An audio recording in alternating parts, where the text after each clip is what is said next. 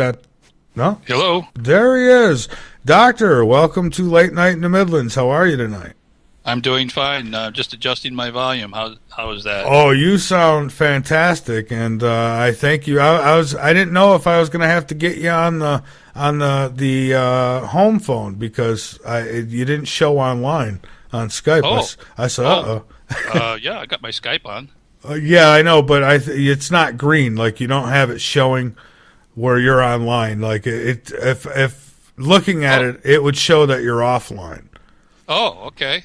So if you go up, I don't know if it matters to you, but if you go up to your little emblem there on the left side, there's a little arrow, and if you click that little arrow, you can put whether you're online or not. But you're probably best offline, looking offline, and people don't bother you. Yeah, okay. All right, but anyways, hey, welcome back to the show. It's good to have you back here, and I know we're going to be talking about your newest book.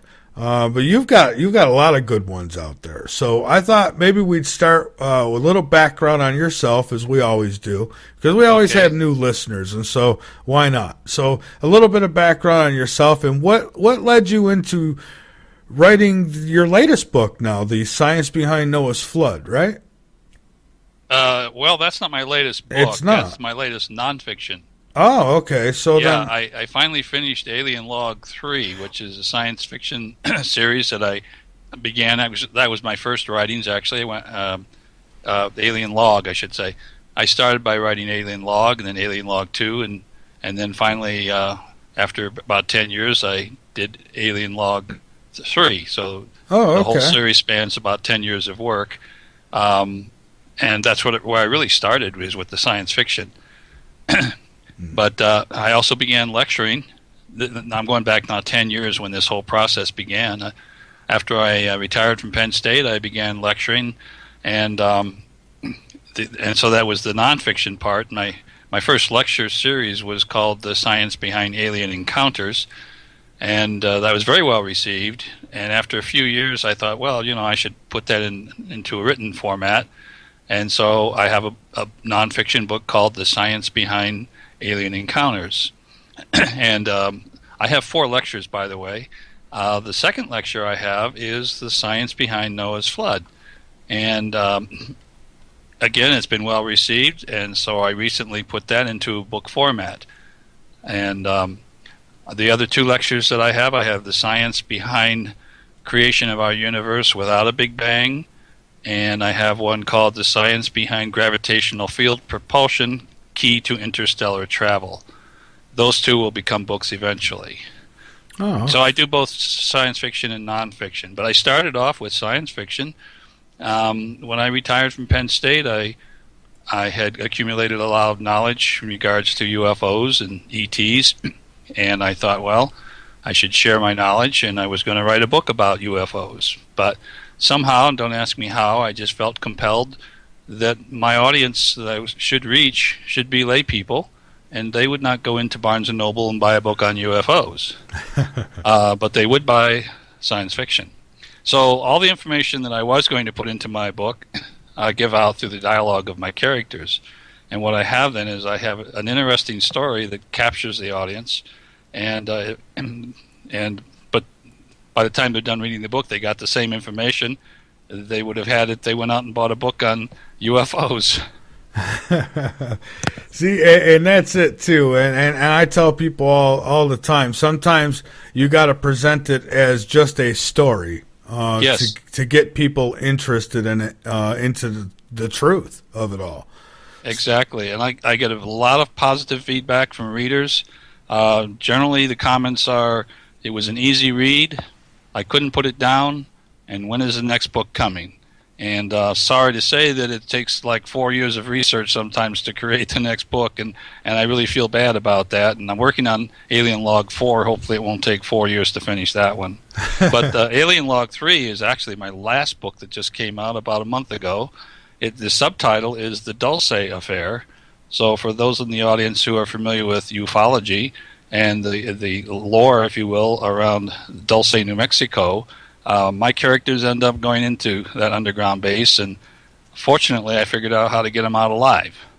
I see. And so, yeah, okay, let's touch on Alien Log 3 a little bit here, because I hear a lot about this underground base, but nobody seems to be able to find an entrance to it. Well, supposedly there are two entrances that are well hidden. The main entrance actually is through an underground tunnel, and it's connected. The tunnel runs from Los Alamos laboratory to the underground base, and the whole tunnel is underground. And I described the tunnel, how it was built, when it was built. I described the maglev vehicle that transports workers back and forth. There's actually two tunnels, two twin tunnels side by side, and the maglev vehicles, or shuttles if you would, carry about 50 passengers. They're about the size of a Learjet. If you were inside one of these, you would think you were inside a Learjet, which is not very big. And the tunnel actually was bored by tunnel boring machines that were in that area back in the 60s during a government water project to divert water from different areas of New Mexico. And so the technology was there. And in my story, the government decided to connect Los Alamos with Dulce by these tunnels, and so they purchased 4 of these tunnel boring machines and began boring over a period of a few years. They started at each end and worked toward each other, and they connected in the middle with an accuracy of about a half an inch. So these tunnels are perfectly straight. You could take a laser beam and shoot from one end to the next over an 87-mile length. And so in reality, they're straight, and the Earth curves over the top of them. You know, they don't follow the curvature of the Earth. They go dead straight. And they use a maglev technology to propel them. They have linear induction motors that move them through the tunnel. The tunnel is evacuated, by the way, down to a pressure of similar to what you'd have at a 20-mile altitude. So you have like 1% of the air in the tunnel, which cuts down drag by 1%, and the energy required to run these things. They get up to 540 miles an hour in a matter of a few minutes, actually. The acceleration rate is such that you could almost stand up while they accelerate, but not quite. And the whole trip over that 87 miles is just about 15 minutes from gate to gate. And what exactly do we think or know is going on within these tunnels? Well, nothing's going on in the tunnels. It's a means of connecting scientists and workers from Los Alamos to the secret base. There's like 1,200 people that work in this secret base, and if you had those 1,200 people working in the town of Dulce, New Mexico, it would raise a lot of eyebrows. People would know something's going on. This way, no one questions the fact that there's all these scientists, engineers, and workers going into this building at Los Alamos, because they assume it's a scientific, research type of thing. And so these people are transported over to the base. And it's the quickest way to get them there. The cheapest way is this maglev tunnel. But what goes on at Dulce is another question. As the lore has it, there are aliens working with humans, and have been since the 50s and 60s, early 50s and 60s. The site was actually discovered during World War II, when they were looking for a place to do the Manhattan Project. And they selected New Mexico because it was basically both far away from the East Coast and the West Coast. They worried about spies and everything. And it was a cavern that was discovered. And when they went in to investigate this cavern, which is the site that they were planning to have this facility housed in, they encountered some aliens that were already there. And so eventually there was an agreement drawn between the aliens and the U.S. government that would allow the aliens to work there, and on the basis that they would share some of their technology, and then in return they'd be allowed to occasionally go out and abduct somebody for research. Well, in my story, what has happened is they've gone beyond the original agreement and what they're doing down there, the aliens, I mean. And they're working with the shadow government, and the shadow government has them developing a super warrior or super soldier. which is not supposed to be done. But that's what's supposedly happening.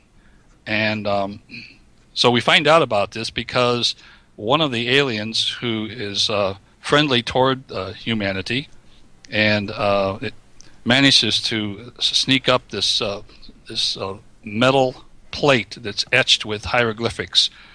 And on this plate is evidence that they're creating this super soldier. And the security officer, he's a colonel. I shouldn't say he's not security. He's actually the base psychologist who befriends this alien and receives this plate.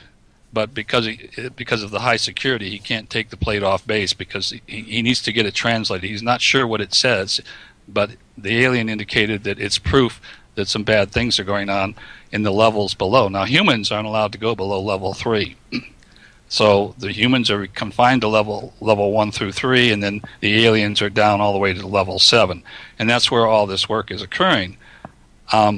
Well, this psychologist had heard about Colonel Mitchell, he's now general, that he had this team, and this goes back now to Alien Log 2 and Alien Log 1, where I have two main characters, Dr. Wendy Ahern, who's a linguist, and her specialty is being able to translate just about anything that's written. And with her is her now husband in Alien 3. They're married, but her husband is a scientist. He's an astrophysicist, and he's paired with her to kind of interpret whatever she translates. So they are approached by this colonel, who's a psychologist. He had heard about this team, and he went up to Dayton, Ohio, where Colonel Mitchell, now General Mitchell, is in charge of foreign technology. Foreign technology, it's been changed, by the way, to a different name, but we'll call it foreign technology now, deals with not just foreign technology in the sense that a retrieved Russian plane might be carried off so we could take it apart and see how the Russians build their planes. This foreign technology is really foreign. They have alien bodies and UFOs housed underground at Dayton and Wright-Patterson. And so Colonel Mitchell, or General Mitchell, is in charge of this, and he's approached by this other colonel from Dulce, New Mexico. He needs someone to come down and translate this tablet.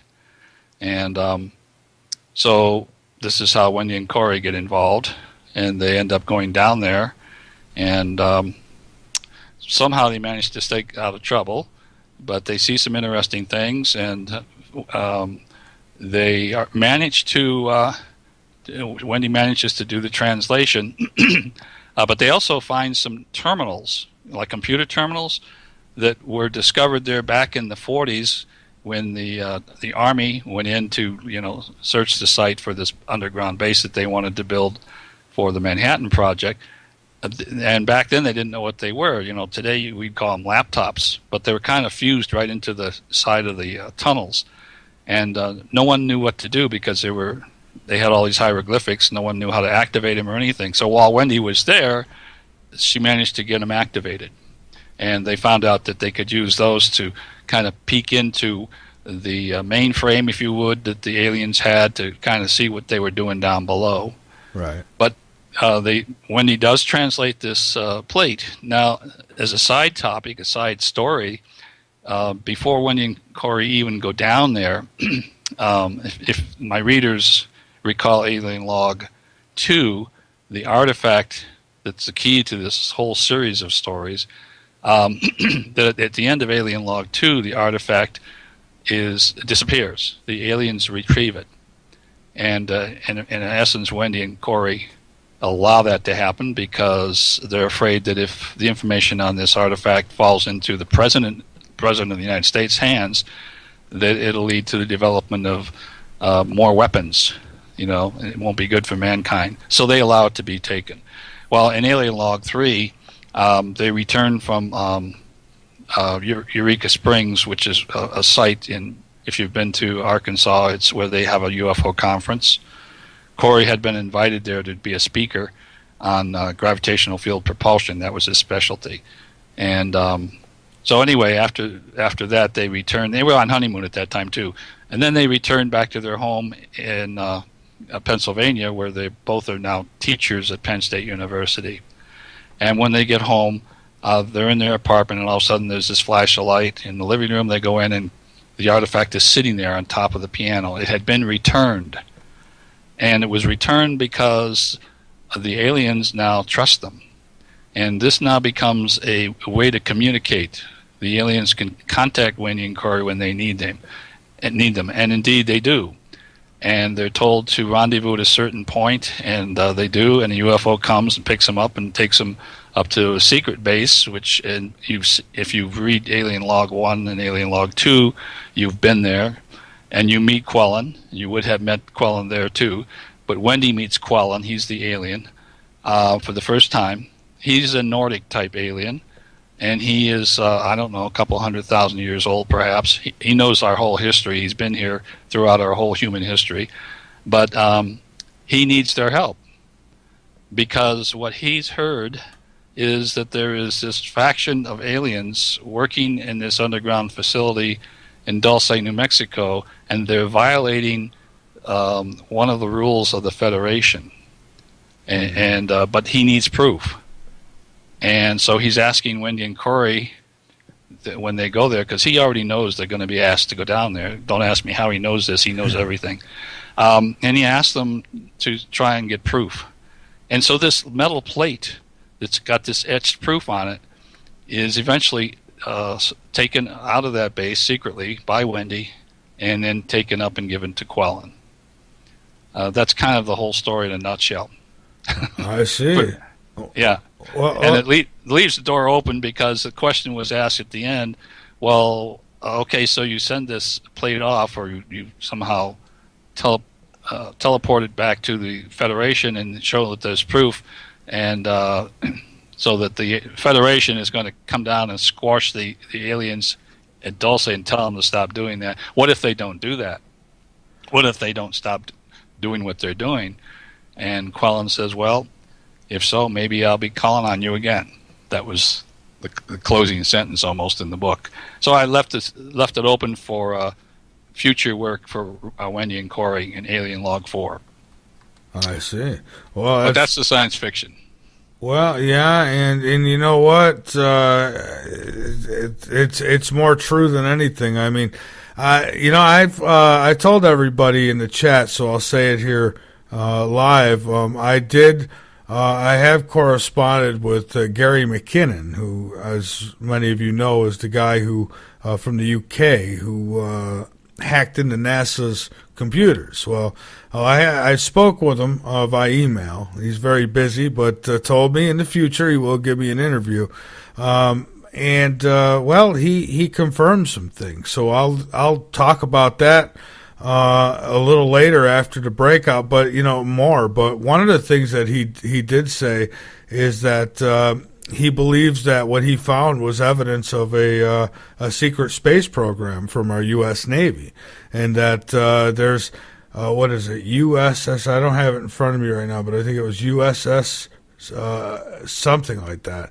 And it's Serpico project. Well, it had to do with U.S. spaceships, and that they exist, and it talked about non-human security forces or something along those lines too. Again, I don't have the email opened right in front of me here. I'm just kind of going by memory, but one of the things that he mentioned that really stood out to me was the secret space program, something that we've speculated for a long time. I mean, well, I think they were so crazy going after this guy. And he says that he didn't damage their computers as much as they claimed that he did, and that they claimed that he caused some $800,000 in damages or something to their computers. But that's just was their get-go to try to get him.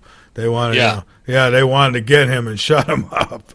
But he said he's going to be releasing a book too. He's got more information that he's never released that he is going to put in the book, and I don't blame him. Well, why not? So, so this stuff doesn't seem so science fiction-y to me, Doctor. Not at all. Well, I agree. So, What is your whole take on the ET subject? I mean, have you personally seen a UFO yourself, and what's your overall feeling on it? Do you think this is a good thing or a bad thing? Yes, I have seen a UFO. It was the spherical type, which I believe are probes. They're just like a drone for them, you know. Mm-hmm. And yeah, I saw one of those a couple years back in Mexico when I was down there. But I came to a logical conclusion they exist. I didn't need to see it but it kind of reaffirmed it, of course, that they exist. My whole take on it, and it shows up in my Alien Log series, is that Quellen and those aliens are the ones who actually created us, just like Zecharia Sitchin claims that they created humans from Homo erectus about 200,000 or 300,000 years ago, and they're watching over us. But they're trying to keep arm's length and let us kind of develop on our own. And the main reason they do that is to maintain diversity. If they were to go in at every planet they found life and made it exactly like their own, it would destroy diversity, or at least it wouldn't create diversity. And it's important to have diversity. So it's kind of one of the prime directives, I believe, is to maintain diversity.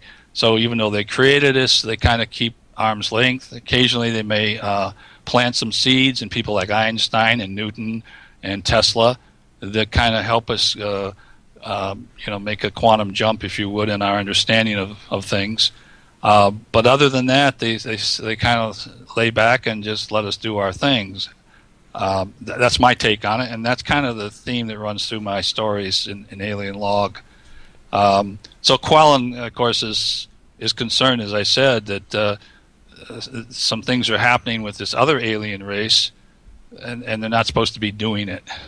No, I see. And you know, me, I've got kind of mixed feelings about it all, because it's first off, you know, how come if what some are saying is true and some are in communication with our government, that's not a good thing, because they should be in communication with the people.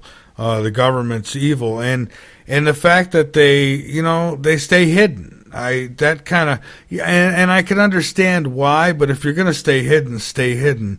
I've seen plenty of UFOs in my time now, and so they're not hiding very well. They're making us talk about them. So so I just wonder why the big secret, and who wants the secret, the government or the ETs, or both? I think we aren't ready yet for a full disclosure. That's my take on it. That we are coming along pretty fast technologically, but not spiritually, and we have to advance in both fields. And for that reason, I think they're not ready. They feel that we're not ready to handle what we might get from them in terms of really good technology. Now, from the government's point of view, you know, if I were president, and I knew that they existed, I certainly wouldn't go on television and say, guess what? The aliens exist and they're in this underground base, because all hell would break loose. I mean, the stock market would go to hell. People would panic. Just think of the religious implications. So I think this is a gradual process. You say people see them. I know they do. More and more, it seems like. And maybe they're gradually conditioning us for that last step where they will actually land on the White House lawn, and so that it's not a sudden shock. And I think actually, because I've asked myself, why am I doing this? Why am I lecturing? Why am I writing these books? I should be doing something else after I retired from Penn State. I could be doing other things. My goal originally when I approached retirement was because I was convinced the UFOs use gravitational field propulsion. My goal was to figure out how to do that and take more physics classes and study physics more. But when I left the university, I just felt compelled to do what I'm doing, to kind of write things for the lay people, to write books for the lay people, to get the lay people convinced that it's a reality, to do my lectures. I lectured probably 100 times so far, at least, since I've retired. And where I live, I lecture maybe 10 or 12 times a year, locally in different areas about the science behind alien encounters, and now about Noah's flood. But it seems like it's all, I'm doing it to bring people up to a point where they will begin to realize it's a reality. That's the only thing I can figure out why I'm doing it, because I don't know why I'm doing it.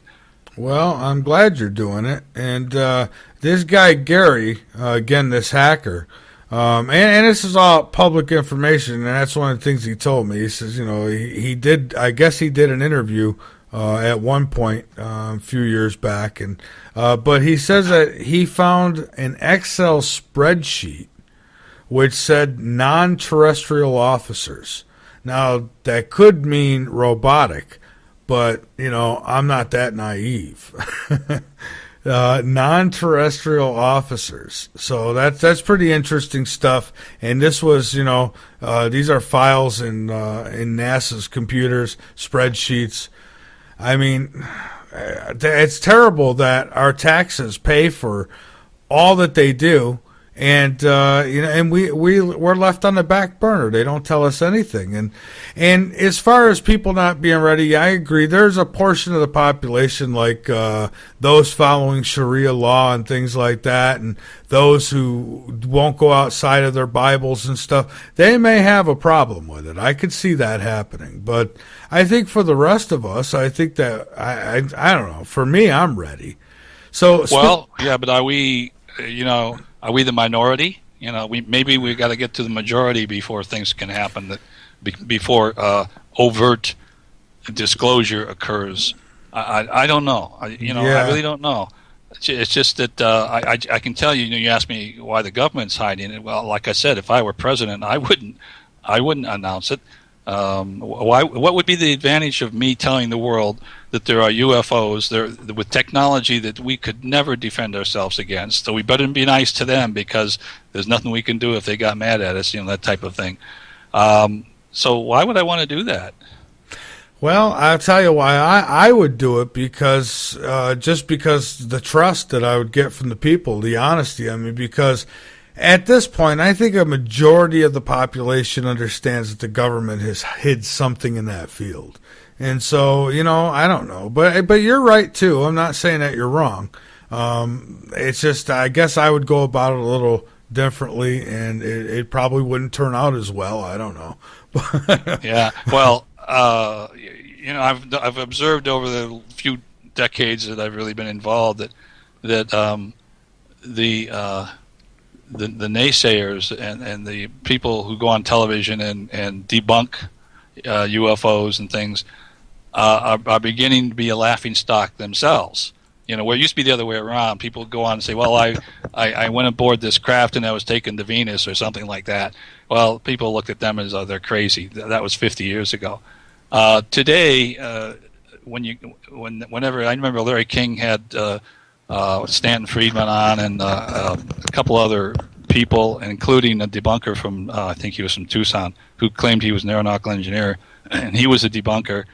And this was right after the affair down in Texas in 2008, where that major sighting, you may recall, not too far from Bush's ranch. But anyway, so the debunker really couldn't offer any reason why people saw this craft, other than they just didn't know what they were seeing. That's what they get down to. And he looked like a fool. He just looked like a fool. And so the tables are turning a little bit, and toward people accepting that there is other life out there, especially now with the astronomy starting to show that there's other planets out there that are inhabitable zones, and the technology is also beginning to get people to realize that there is a possibility of other life out there, and they're beginning to take this logical step that if there is other life out there, maybe they have the technology to visit us, that kind of thing. So people are working in that direction of acceptance. And I could see, because you do have a portion of this planet right now that's still living kind of in the Stone Age. And, who would go absolutely berserk. And, I guess that's where I don't have the compassion, because I want all this to be, out in the open before I, kick the bucket per se. So I would like it to speed up a little myself, and I've had, and I not kid you, Doctor, I've had around 8 sightings now in my life, and the last few have been just incredible. The last 4 have been incredible. So it's like I keep seeing these things. I guess it's because I don't have a cell phone. I look up, and so so I just, with all these sightings, I got to think that they must be pretty frequent for me to see that many. And I can't say all of them were alien crafts or anything, but I can say that at least a few of them I know, 4 to be specific, were intelligently controlled. What they were and who was in them, I don't know. But it was nothing coming off our airport. So it's just a really fascinating topic. It's one I hit a lot on this show. And so just incredible. So now when you wrote the book, or you were doing your research or what have you, I mean, did you talk to anybody? You talked to people in that field and kind of add that into your, Oh, yeah. Yeah. In fact, I was working on Alien Log 2, and in one of my scenes, Corey is accidentally abducted. Corey is the astrophysicist, by the way, and he's accidentally abducted, and then he's released later. Quellen, is a little embarrassed that he accidentally abducted Corey, but anyway, he's later released, and Wendy and at that point in time it was Colonel Mitchell kind of rescue him, if they will. But Corey has this problem. There's something wiggling in his ear. And anyway, it turns out he's had implants. And so I wanted to be able to describe the implant because they get it out of his ear. And it so happens, as I was in the process of writing that part, I had a chance to be with Gloria Hawker. I was down in Roswell. It was, I think, 2005. And I was one of the lecturers down there, and she was too. She was an abductee, and she had written about her experience. And so that was in Roswell, and I had to get back to Albuquerque, where she lived, to catch my plane back to Phoenix. And so I had run in a car, and I gave her a ride back to Albuquerque. So I had a couple hours with her to pick her brains. And she told me a lot about her experience, and she also told me about this implant that she had in her ear that kind of wiggled around and had like little tiny whiskers on it. And so that's what I described when they got the thing out of Corey's ear. So that was an example of, using information that I had gotten from someone who was an abductee. I also had another friend who was another abductee. By the way, both these women had master's degrees, very well educated. They weren't kooks, but they just happened to have been abducted, and then were able to write about their experience. So I draw upon that. Their abduction experience. I read about other people's experiences. I draw upon some of the sciences that I know as far as how to describe things and how things work. And I read a lot about UFOs and that type of thing. Right. And when you think about implants, or when I think about implants, I think about the nanobot technology that we are advancing on here on this planet. So, it's almost, it seems pretty similar, because I know not Stanton Freeman, but Dr. Oh, geez, I can't remember the last name now. He took the implants out of Dr. Lear. Dr. Lear, yeah, the late Dr. Lear, yeah. The late Dr. Lear, he had talked about how these things would when he went to grab them, they would move. And it's almost like what a nanobot does. A nanobot would go in your body, and it would travel around and do whatever it's told to do or programmed to do. Yeah. It's hard to imagine technology that might be even 1,000 years more advanced than ours, let alone 1,000,000 years. When I wrote Alien Log, the first book, I described the Greys as kind of like androids. And then later, in Alien Log 2, I refined that to where they're grown. They actually grow them. They're kind of living. The Greys are almost like a living being, but they're manufactured. They're grown. by the higher level aliens. So almost like a biological robot. Yeah, exactly. So I don't even try and guess the extent of their technology. I think it goes beyond imagination almost, I think, what they can do. Well, yeah, I would agree with you, and it's just it's amazing. Now, how much influence do you think that extraterrestrials as a whole had on our whole biblical concept here on this planet? I mean, the stories that you'll hear about in religious scriptures, I mean, they really describe, I mean, things that we can almost explain nowadays as far as some of this stuff in the sky. So I wonder, and some people think that's crazy to even go there, but I don't. What's your thoughts of that? I mean, how much involvement might they have had in those times, do you think, if any? I happen to, first of all, I lean heavily on the work of Zecharia Sitchin, the late Zecharia Sitchin, and I would encourage anybody who has an interest in UFOs to read his book, The 12th Planet. That was just one of his books, but that was the one that really got my attention. And he wasn't out to prove that there were aliens or anything. He was searching for answers for his own religion. For his he was brought up as a Hebrew. And went to Jewish school when he was a boy and had a lot of questions, and he was getting answers when he did his own research that didn't exactly jive with what he was being taught, I guess, as he was being prepared for his bar mitzvah. But anyway, so throughout his life, he really was searching for a better understanding of his religion and his research, and he taught himself how to read cuneiform, and he was very well read, I think, as far as other writings related to religious beliefs, but eventually he had all this knowledge and he put it together in the form of a book called The 12th Planet.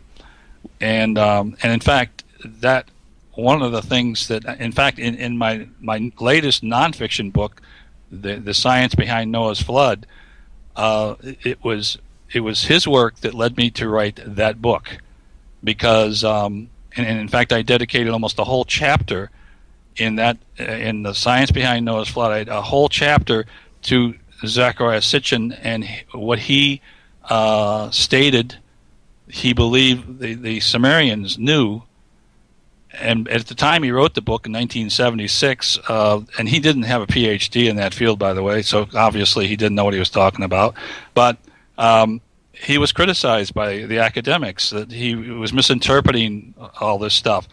And I spend a whole chapter going through item by item of what Zecharia Sitchin had claimed that the Sumerians knew, and I applied the 40 years of science that has occurred since he wrote that book, and item by item I show how he was right in every case. And I did that for a reason, because one of the things he said in his book was that he believed that Noah's flood occurred 13,000 years ago as a result of melting ice from Antarctica as we came out of the Ice Age.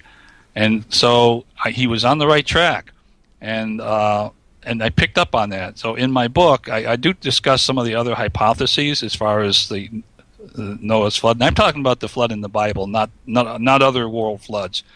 I'm focusing on that story. And so I spend more time in the book talking about that hypothesis that he started to develop, and I refined a little bit, bringing in 40 more years of knowledge that we've acquired about the planet Earth and things like that. And I have to say, when I started the book having one understanding about things, for instance, this Sir Leonard Woolley, the very famous archaeologist who went to Ur, which is in southern Mesopotamia, and started digging.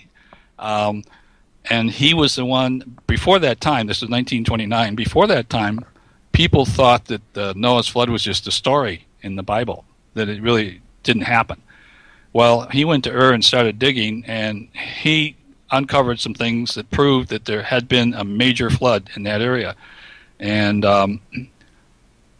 so ever since that time, now people take it seriously that there really was a flood, and now they're trying to do research, more and more research, to kind of refine the details of that story, that flood. Well, Leonard Woolley thought that Abraham, for instance, came from Ur. And so when I started writing my book, I even had a map that showed when Abraham migrated from Ur, which is in southern Mesopotamia, over to Canaan. But in his migration, with his father, by the way, it was his father that took the family, they diverted up into the plain of Haran, which if you look at the map, you say, well, why did they go up there? And that didn't make sense. But anyway, as I went on and did more and more research, and I developed this hypothesis that the flood actually occurred 14,700 years ago, not 13,000 years ago. And I described what caused it. And again, I think Sitchin was right. The cause was the collapsing ice sheets, huge ice sheets in Antarctica. In the middle of the ice age, 20,000 years ago, the ice on the eastern edge of Antarctica was deeper than the highest mountain on the Earth today. It was 8 miles high.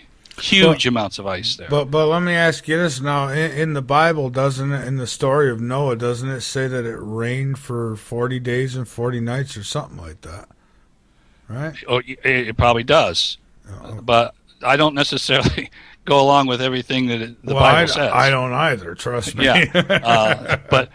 And in fact, in the beginning of my book, I actually start telling some stories going back to stories that predate the Old Testament by thousands of years. And one of the early ones is the Artahasis, the story of Artahasis, which again, it takes place in Samaria and southern Mesopotamia. And in that story, the gods, plural gods, are having a problem because there's an overpopulation of people. And if you believe what Sitchin says about how the gods or a god created humans, and they created humans without the rate of aging that we have today, they lived to be very old, and they could reproduce.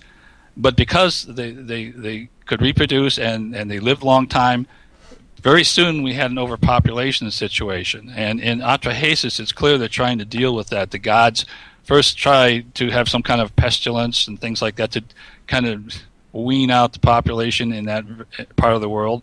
That doesn't work.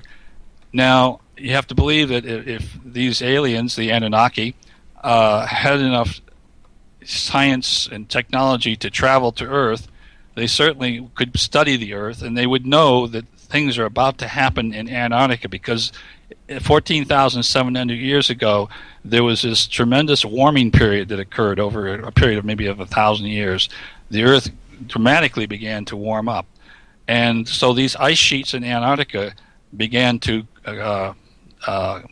dissociate. And now there's sheets that float on the water, those you could call ice sheets. And if they break up, nobody cares because they're already floating on the water, so there's no rise in sea level. But they are holding back the glaciers on land. And when they disappear, suddenly these glaciers on land start rushing down, and now we're starting to add ice into the water. And there is a map, a graph, if you will, and this is a scientific graph that shows a dramatic rise in sea level of about 100 feet in an extremely short period of time. It's hard to tell by looking at the data. It could be a matter of a day, or it could be a matter of 100 years or less, or even 5 years. But it's very fast. And so if you imagine these huge glaciers cascading into the Indian Ocean, they would have created mega tsunamis. And I talk about mega tsunamis in my book, too, before I get to that point in the story. A lot of people don't realize that we've had mega tsunamis on this planet. There was one up in Alaska in 1958 in the Latuya Bay, where a huge mass of land was blown out of the sun, blown out, I guess, by frost heaves or something. I don't know. It was like a cubic mile of earth, and it fell about 3,000 feet. And the tsunami, the mega tsunami, was 1,600 feet high. It wiped out trees as high as 1,600 feet above the sea level. And there's other events that have been recorded where we're talking in order of close to 1,000 feet, a wave close to 1,000 feet high. So if you go back 14,700 years ago, sea level was 370 feet lower than it is today. And if you look at a map of the Persian Gulf, it's a very shallow body of water, 50 to maybe 150 feet deep. And so it probably was a lake. It's a much smaller area that was sitting above sea level, draining down into the Indian Ocean. And in fact, it was fed by 4 rivers, just as the Bible says. And there would have been marshland to the north end of it, just as some of these stories that I started to tell you about describe. And so this tsunami, mega tsunami, then occurred, and this huge wave, it was more like a surge, moved. And if you look at a map, I show how it was centered right on the 60th parallel. It was directed right toward the entrance to what today is called the Straits of Hormuz, but back then it was probably just a ravine. And that huge wave would have traveled up the Persian Lake and gone all the way up, picked up Noah in his boat, and carried him along the Tigris and Euphrates Valley up to about where the de facto capital of ISIS is today, ironically. That same location is about where he would have been grounded, depending on how high the surge was. But that probably would have taken him to that area. This is 14,700 years ago. That isn't too far. It's walking distance to the entrance to this plain of Haran. If you look at a map, it's north of that. And in the northwest corner of the plain of Haran is a town called Urfa. And if you visit Urfa, you could go to take a tour of the town and everything, and you would hear them claim that Urfa is the birthplace of Abraham. Not but Urfa. And it all makes sense, because now if Noah now migrated up into that area, because it's higher ground, and at that time, according to the archaeologist who's working in that area, that would have been like a Garden of Eden. The climate would have been really nice. There would have been a lot of wild game and berries and plants and things like that. Because 14,700 years ago, Noah and his people were Stone Age people. They were hunter-gatherers. They did not know how to farm at that point. So they settled in there, and because they were very religious, they had this pantheon of gods, 12 gods, just as the Sumerians later. These are Sumerians, by the way, but the later version of Sumerians also worshipped 12 gods. Mm-hmm. So eventually they began building temples, and right now there's one up overlooking the plain of Haran. It's called Göbekli Tepe, and you may have heard about that. It's the hot issue right now in archaeology. Herr Schmidt, Dr. Schmidt, who is the lead archaeologist from Germany, says he's only done about 5% of the digging that needs to be done, and I don't know how many years he's been working there. But using ground-penetrating radar, they can see more of these structures down below, and they think that this may be like 14,000 years old. And clearly, when you see the pictures of it, and if you understand the Sumerian culture, you can visualize it as being a temple to the pantheon of Sumerian gods. And there's a lot of other evidence for this. The other things that you can tack onto this is, if Noah lived in that area, and eventually his descendants built these temples, and by the way, Noah lived to be 950 years old, and a lot of his descendants lived very long too, so they would have multiplied and had the manpower to build this stuff. Noah had 3 sons, Ham, Shem, and Japheth. And if you look at a map, and I have one in my book, that colors the area that is where Ham settled, and the area where Shem and the area where Japheth settled, they intersect at one point, and that point is right where Göbekli Tepe is. Another thing is, eventually, agriculture was discovered, and there's a map that shows where scientists believe it began, at least in that part of the world, and it spread, and it follows the same tracks that Ham and Shem and Japheth would have followed, and it all started right around Göbekli Tepe. So the story is then, in a nutshell, Noah was picked up by a mega tsunami that occurred 14,700 years ago. He and his family were carried northwest. They landed in an area just close to the entrance to the plain of Haran, and they started their family. They built temples, and later, one of his later descendants, I think 10 generations down now, is Abraham. And in the Orthodox Jewish tradition, it says that Abraham visited Noah at his home, and he visited Shem, which is Noah's son, in his home.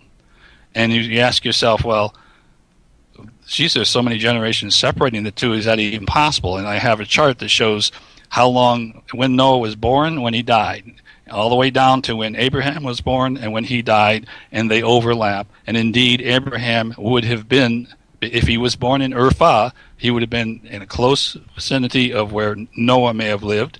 He would have visited them and been educated on the religion. Later on, Abraham's father, Terah, decides, okay, guys, let's pack up. We're going to go to Canaan. Okay, so now they head down south. They're heading south. They go into the valley of what's called the Valley of Haran now, or the Plain of Haran. And something happens because Abraham's younger son, Haran, dies. And I'm not sure why, but he dies. And so Abraham's father, Terah, says, well, this is it. I'm not going any further. And I think there's a town right there called Haran. And that might be where he died. Abraham's father never left there. But when Abraham reached the age of 75, he was, because this is polytheistic people now at this point, but Abraham believed there was a single God. So he takes Haran's son and Lot and takes them into Canaan and finishes the migration into Canaan. Now, all that fits with the Bible. Everything fits with the Bible, except, the Bible says that the flood occurred, or people, I don't know if the Bible says it's, but people worked out through numerology that the flood may have occurred 5,000 years ago. Well, I disagree with that. I think it was 14,700 years ago. Okay. But I was amazed when I got to the end of the book, finished it. I said, wow, this all fits together. I couldn't believe it. And a listener asks if Noah might have been Sumerian. Yes. I think he was. One of the original Sumerians before the flood. In other words, he was of that culture. And I have a picture of his boat, by the way. You do? Yes, I do. Because I researched that. I said, well, now, wait a second. Noah was a Stone Age person. What kind of a boat would a Stone Age person build 14,700 years ago? I researched it, and there was a scientist who was studying that whole issue of people migration and everything. And he said that about 15,000 years ago, people migrated from Europe over into Greenland, and they used boats that they made out of sticks and bones and skins, and we call them kayaks today. So Noah, probably in his time, people would have known how to build kayaks, and because they were on, they had water there. There was rivers, and they would have gone out fishing and stuff, so they probably used kayaks. But I show a picture of Noah's kayaks. It's a long kayak, and there's his whole family in it. It's an actual picture of about 6 or 8 people in a long kayak. So that's probably what his ark was like. As far as how he got elephants and tigers and all that stuff in there, I don't think he did. And in fact, the original story, which I believe really started with, let's see.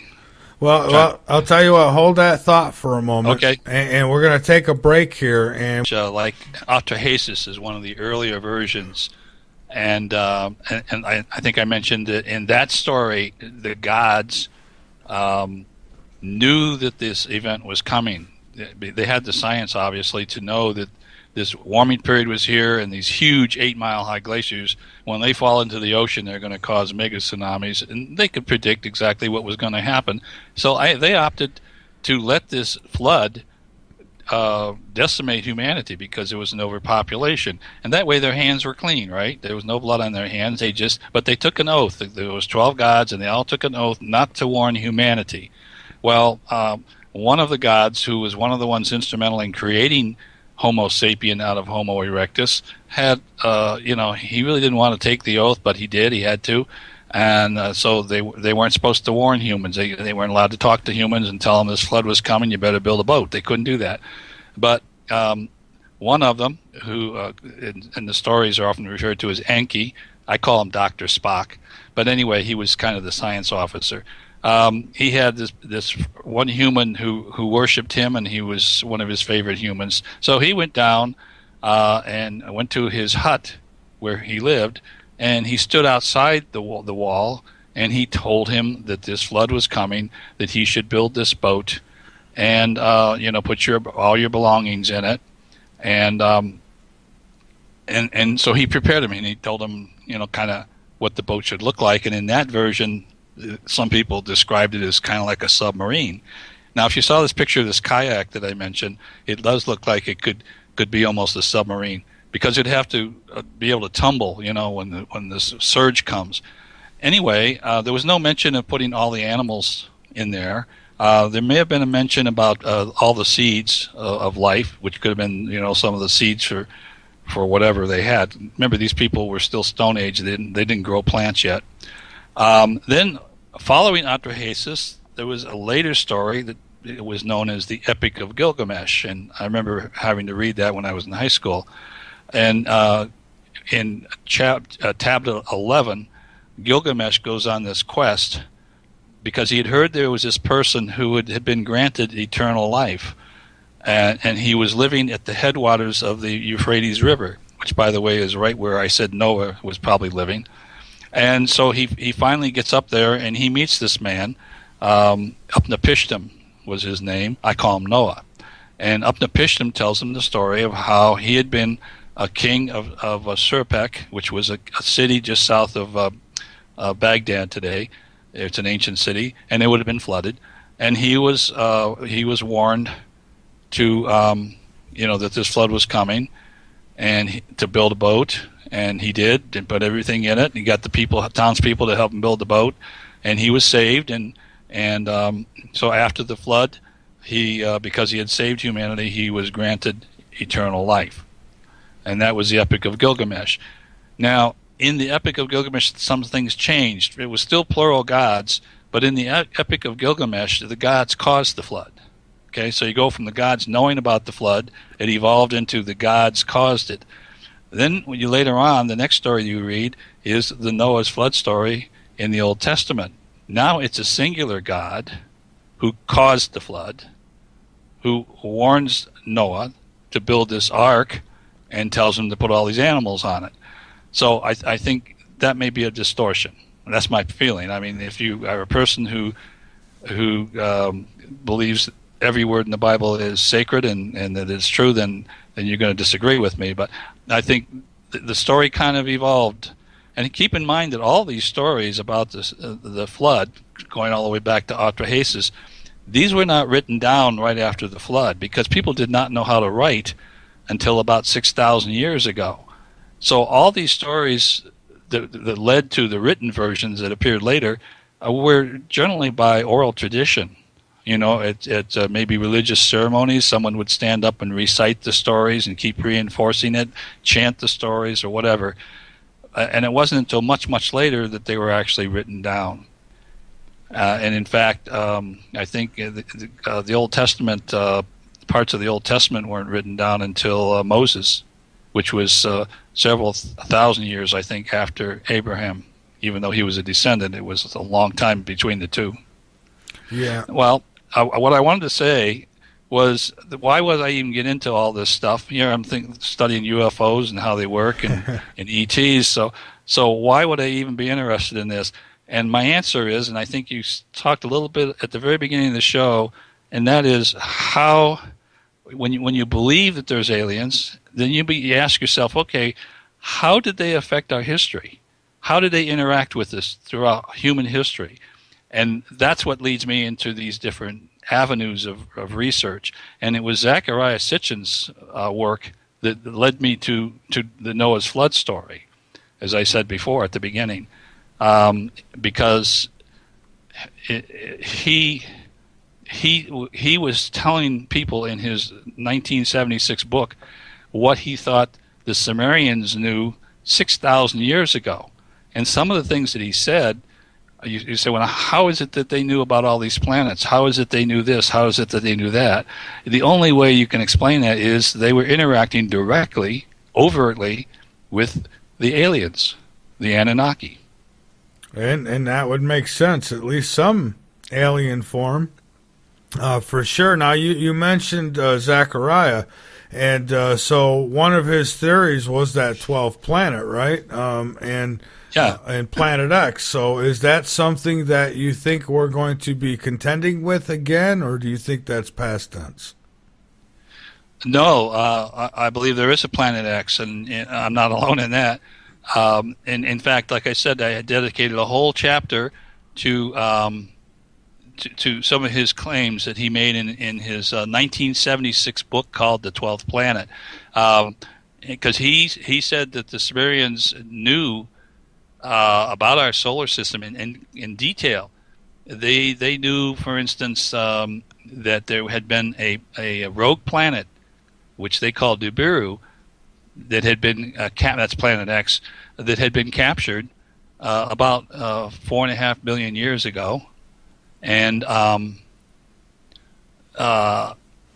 when he wrote that book in 1976, not too many people were even thinking about rogue planets. We didn't know anything about them. Well, since then, not only have we discovered rogue planets, and one of them is only 160 light years away. We know that they exist, and these rogue planets might well have moons, just as the Sumerians said that Nibiru had moons, and it was captured and drawn into the solar system. And normally, when a solar system forms, around a star, all the planets form in a plane called the ecliptic, and they all go around the star in the same direction. Nibiru, according to Sitchin and what he's determined, entered in a elliptical orbit that was and went retrograde. It went in the opposite direction of all the planets, and its axis was tipped 30 degrees to the ecliptic. Okay, and he goes in his book. He works out how he determined all of this, and every 3,600 years, Nibiru enters the inner solar system. Like below Jupiter, but it spends maybe 3,500 years or so way out beyond Pluto, which is why we don't see it. And so when was the last time that it came through then? Because some people speculate it was Noah's flood, and it would have had to have been sooner than that, wouldn't it? Well, Sitchin sends, first of all, and this is not just Sitchin talking, but if you read some of the writings of the ancients that are in classical books, there's this period of time called a shard. It's 3,600 years, and a lot of the rulers before the deluge ruled in increments of 3,600 years, and some of them did maybe 12 shars. And 12 shars is, 43,000 years. So the rulers before the deluge ruled for thousands of years, not lived for thousands, but ruled for thousands. One ruler lived long enough to rule for 43,000 years. Now, obviously, these weren't humans, and who knows how long an alien can live, right? So before that, according to the Sumerians, the towns and everything were ruled by the aliens. And after the flood, though, then humans were given the right to rule, and the first human to ruled a town called Kish. This is like 6,000 years ago. This was after the flood, when humanity finally returned back into the region where they had begun before the deluge. So it was thousands of years later they'd come back, and I describe that in my book, Noah's Flood. And so the first town where a human was allowed to rule was Kish, and he lived for 1,200 years. Again, that sounds amazing, because he was supposedly a human. But again, I have a chart in my book that shows how long people lived.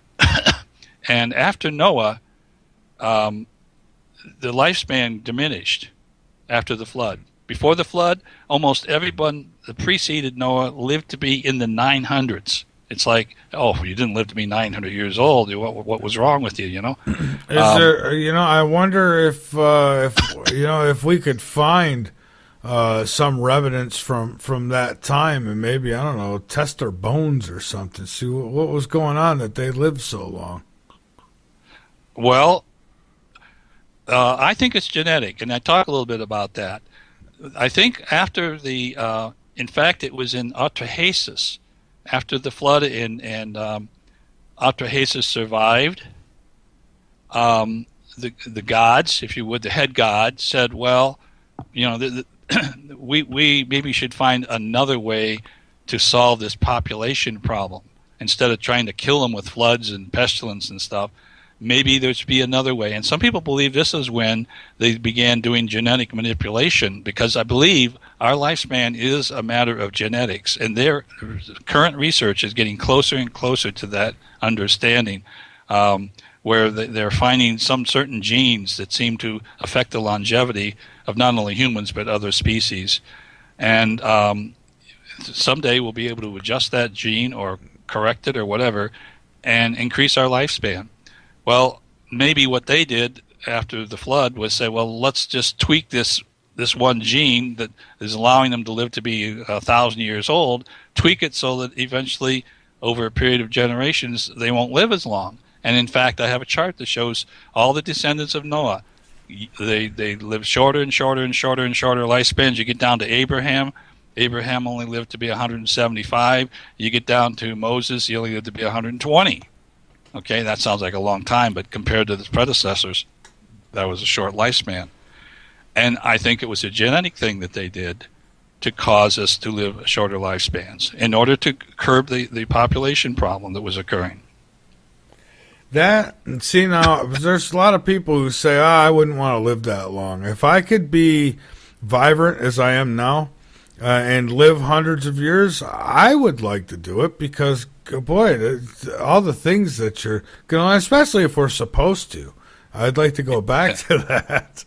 Well, I think that's going to happen. I was the commencement speaker at my daughter's graduation at Penn State, and then my topic was science and technology, past, present, and future. And what I did is I went back 50 years. Now, this was in the year 2000 that I gave this lecture, or this talk. And I started in the year 1950. And I traced 6 technologies. I traced medicine, transportation, computers, I can't remember what the other ones were, communications, I think. But in the area of medicine, I noted what the average lifespan was in 1950. And then I jump ahead every 25 years, in other words, a generation. So like when in 1950 it was their grandmother sitting there graduating. In 1975 it was their parents sitting there graduating. Well, how long did they live in 1975? And I think the increase in lifespan was like 5 years. And it looked like it was a linear increase of 5 years every 25 years. But I said, and then I get into the future, and I go to from 2000, I go to 2025 and 2050, and I said this lifespan thing, due to technology, is going to curve up rapidly. And I told the ones, these are students who are going to graduate and have to deal with life for the next 50 years or so. I said, in 2050, your problems and society's problems may be who should live and who should die, because people may actually be able to live as long as they want to. And we are on the verge of that now with genetic engineering that can tailor drugs that match our genes to get the right drug that we need. They're getting close to being able to build body parts that match our own genetic material so we won't reject it. And so when you can replace body parts, and when you can cure diseases, and you have medicines that really help you stay healthy, I see where you could live for a very long time and you wouldn't age, because we're going to get a handle on the aging process too. So you might be a couple of 100 years old and have the same body that today we would have when we're 25. Yeah, well, and you'd almost would have to if you were going to live that long. But, for me, I mean, I'd love to have the longest running radio show and and live a few hundred more years, that'd be great. People say, "Oh, why would you want to live in this world?" Well, because I don't know, I like taking chances, I guess. Well, I want to see what's going to happen because it's so exciting. And I told my doctor, and he agrees with me. I'm going to live to 140, but I am banking on technology. And I said, well, when I get to 140, I might change my mind and keep going. I don't know. Well, but I want to see the future. I think it's just fantastic. The thing that really scares me is what's going on in the world right now with ISIS. That is evil. That is evil. It's that's Sharia law for you, and what it's it's terrible. I was just telling the listener. Well, actually, I've been talking about this all week now, but I was telling the listeners at the beginning of the show this video that I seen. Some people send me videos. Apparently, they don't think I know about this stuff, but where they'll take women who have broken one of their silly rules and literally cut their heads off in the middle of the street. I mean, and kids watching. And they do this stuff. People like that, I mean, I don't even see, they're not even fit for prisons. So people like that, I don't know, they should be, I don't know, send them up in space or something, see what happens.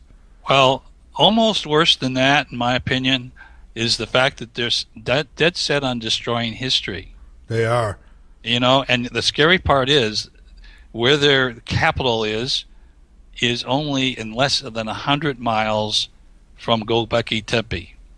Which is this ancient ruin I was telling you about that was, I think, a temple built after Noah and his family, survived the flood.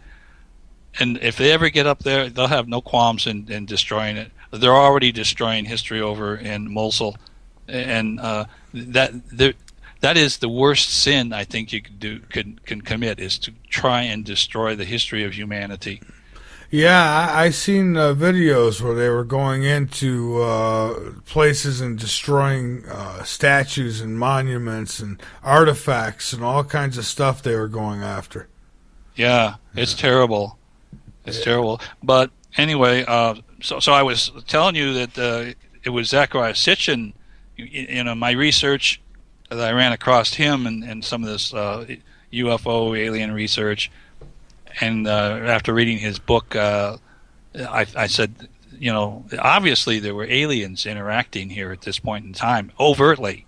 You say, well, how come they're not overtly acting now? Maybe at some point, after the flood, they were still hunter-gatherers, and probably they were overtly interacting with aliens at that point, and maybe helped them build the temple, because it's amazing, the Göbekli Tepe temple, some of these stones are like 20 feet high, and they were erected by Stone Age people.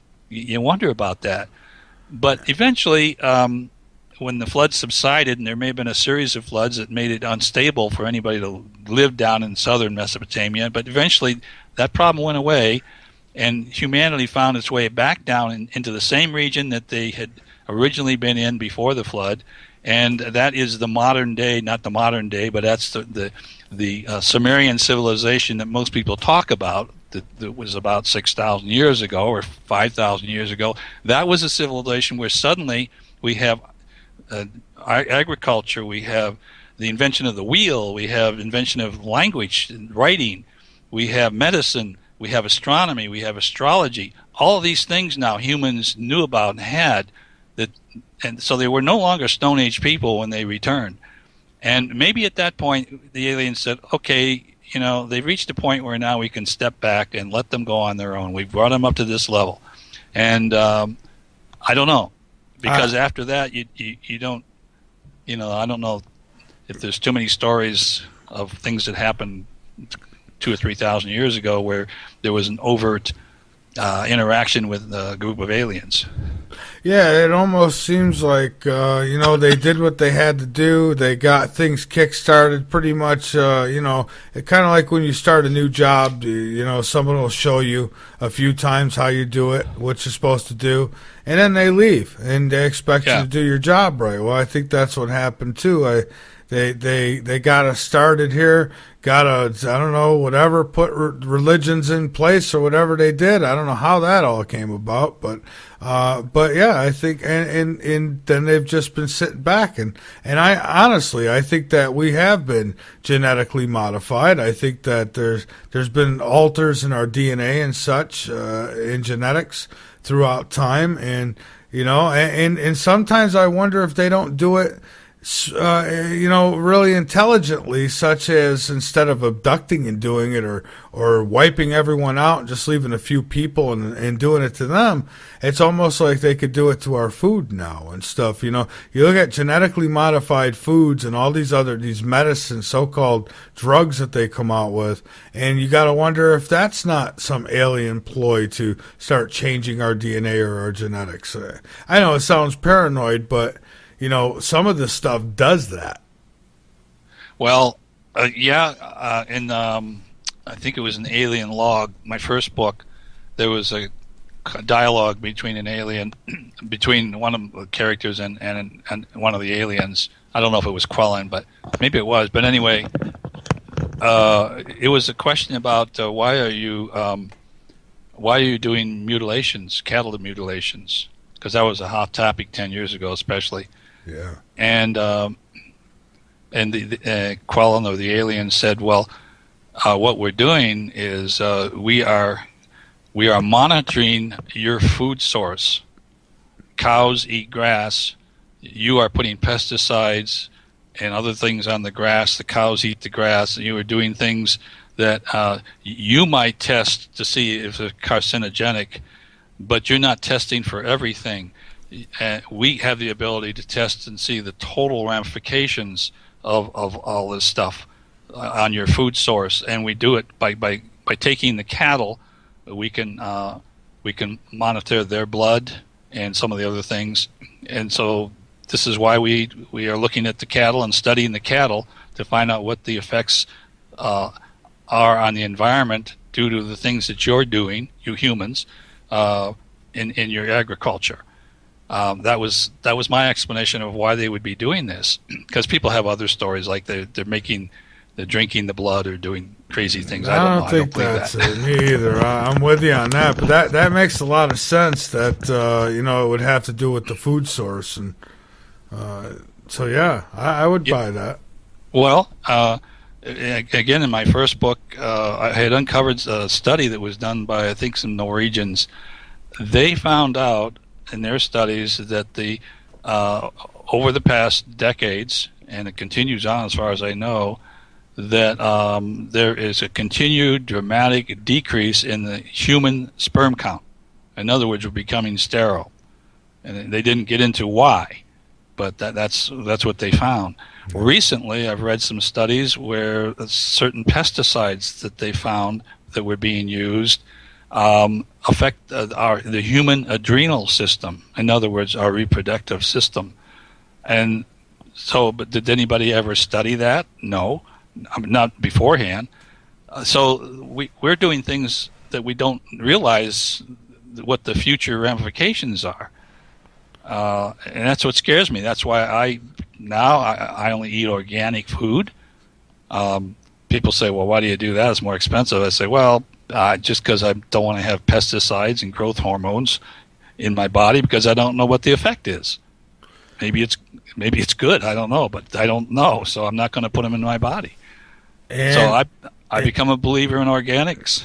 And Robert, what scares me more is what if they do know what they're doing? That's another side. Yeah, I mean that's scarier than them not knowing, and I think they do know because there has been lab tests done. I've seen the results with these. They had rats. They were feeding GMOs, and these rats got tumors all over their bodies, and I think it's pretty safe to say that genetically modified organisms do not belong in our body, and neither do these pesticides, which is horrible. I mean, if you go to a grocery store and buy your grapes, I mean, they say, oh, wash them off. You can wash it all you want. That stuff's going nowhere. It is penetrating the skin of that fruit, and you're eating it.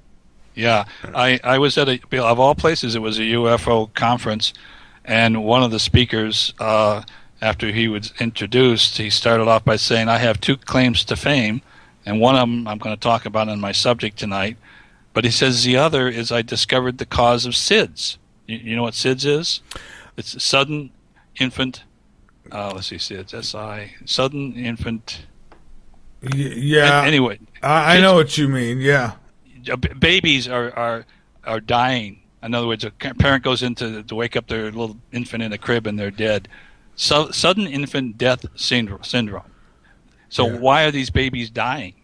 That's the question. Well, he thinks he found one of the causes, if not the cause. And he explained that when he was in graduate school, he was a microbiologist, I guess, and they were interested in trying to find out why there was a high high percentage of people in rural areas who had SIDS incidents versus in other areas. And so they went out to these rural areas and they sampled the water. And he said what we found was it was high in nitrates. And here they are, they're looking at all this farmland where they've been spraying all these nitrates, to fertilize the crops, and that leaches into the ground and gets into the groundwater, and these people are on well systems.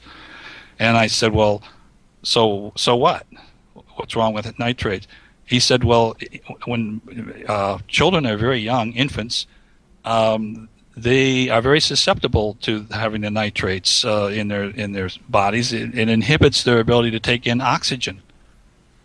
Now, did you ever hear about that? No, I didn't. No, I don't think the fertilizer companies want that known, but that's what and so there's an incident where we were doing good things, increase our productivity in farmland, make, a lot more crops per acre and all that stuff. And inadvertently, we may be doing something that causes infants to die. That's kind of the summary of the thing, but that's just an example of we're doing some things that we really don't understand what the total outcome is going to be, so we need to be a little more cautious about this stuff. Well, yeah, and I mean, it's common sense, too. You see the increases in cancers and these other diseases, stuff that when I was a kid, it was rare. Maybe a couple people in the family at some point would end up with cancer or whatever. But now it's like, what's the statistics? I think every 3 people, somebody, every third person winds up with cancer or something like that. I think are the statistics out now.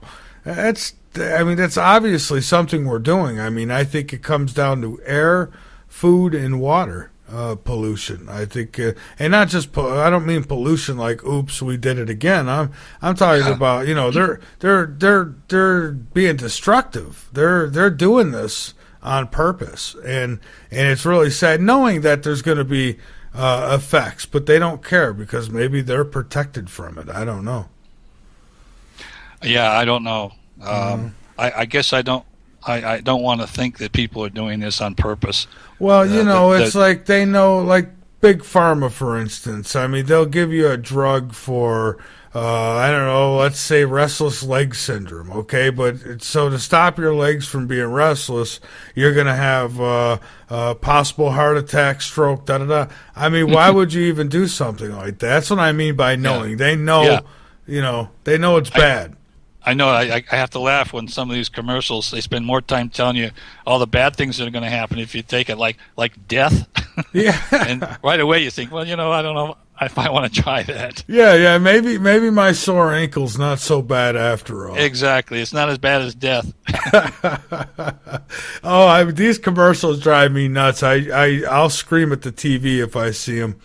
It's insane. It's like, I will take the arthritis pain any day over sudden heart attacks and strokes and thoughts of suicide and all these other things. It's just crazy. It is. Yeah. So now this flood, would you say it was worldwide? Some people say it wasn't worldwide, that it was just, a certain section of the earth, not the entire planet.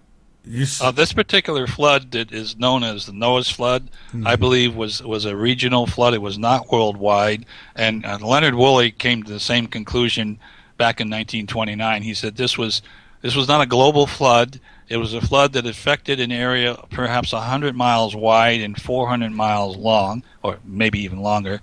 But to the people who were in the flood, you can imagine if you're in a boat and the body of water that you're floating on is 100 miles wide, you can't see any land on either side. They're over the horizon. No matter which direction you look, all you see is water. So in your mind, it is a world flood. and you're drifting along and drifting along, and after a few days or weeks or whatever, you suddenly come aground because the water is subsiding perhaps. But maybe as you're looking out, and in this case, let's say you're Noah and you're going north, you might be watching the sky every day, and suddenly you see a peak of a mountain sticking up. That's Mount Ararat, by the way. It's 17,000 feet high, and you're only about 1,000 feet above sea level, so you can see that from a long way off. But that's the only thing you can see. But it looks to you like it's coming up out of the water, or maybe you're thinking the water is subsiding, that maybe it had covered Mount Ararat. I think in terms of what someone who's a Stone Age person would have thought back then. They would have thought that the whole world is covered with water, and eventually the peak of Mount Ararat maybe is uncovered. In reality, it's just getting closer to them. So that would be their perception.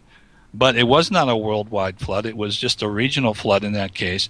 Mount Ararat, 17,000 feet high. There's not enough water on planet Earth to cover the whole to cover Mount Ararat. There are a lot of flood stories, though.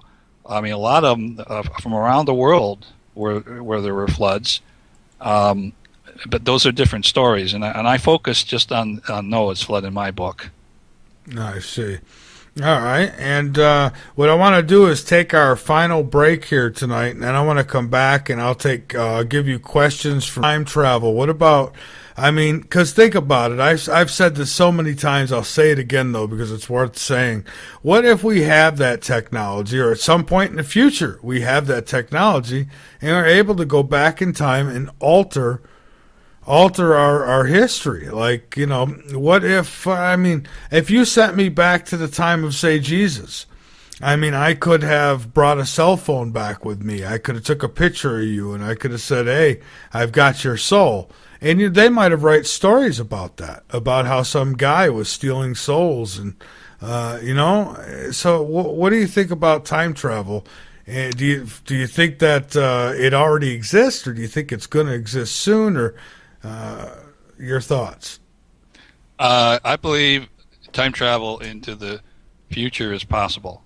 All you have to do is put somebody on a rocket not a rocket. Let's put them on a man-made UFO that has gravitational field propulsion, can accelerate at 100 Gs for an extended period of time, reach close to the speed of light, send them out there 40 light years, and then have them come back. When they get back, their clock, they would think they've only been out there a week. When they land back on Earth, they're 80 years in the future. That is a reality. Going backwards in time, I think there's a paradox that says that can't happen, and I believe it can't happen. And you say, well, maybe we just don't have the technology to make it happen now.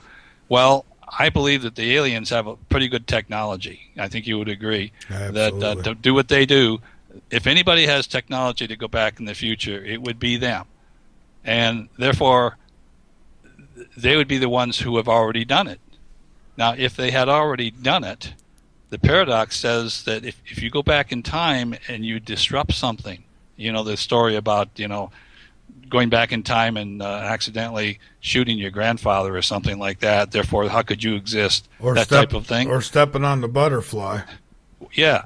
So if they had the technology to go back in time, and they did, and they caused an event like that, then someone would suddenly cease to exist. You'd be talking to a person and suddenly they wouldn't be there. Blap, they're gone. Nobody sees them ever again. They just suddenly vanished because one of the aliens was stupid enough to go back in time and step on his grandfather or something. I don't know. But you don't have any record of that ever happening.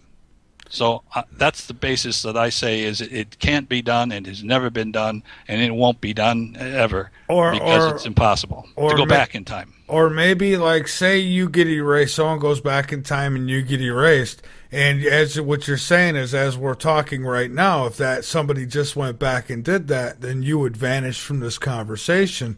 Maybe it would, so it would change everything. So then you'd have a lot of dead air on your program. Well, no, I think in my thinking it would mean that Well, you never got to this conversation then because it's all been changed. So now there's someone else on here tonight, and you and I never even emailed each other because if he's gone back in time, then he's changed all that, right? Leading right up to this. But you just advertised that I was going to be on the air tonight, and now all of a sudden I don't even exist. I mean, how would you explain that? Well, I think that I wouldn't even know that you didn't exist. It's almost like it would affect everybody involved, right? Nope. Maybe, I don't know. Yeah, I don't know. It's crazy. To me, I can't support that argument that you can go back in time. Put it that way. Right. I can support the argument you can go forward in time. In fact, I'm working on another book aimed at teenagers about some teenagers who accidentally they befriend some alien teenagers who landed on Earth as part of a high school project, and they meet and they go on a ride with their spaceship, and they inadvertently say, well, geez, there's a star chart on the wall. What, can you show us that? And they go over there. Pretty soon they come back that same night. They think anyway, at least in their mind. They're back a couple hours later, except guess what? The planet moved ahead 80 years. So now they find themselves in the future because that's possible.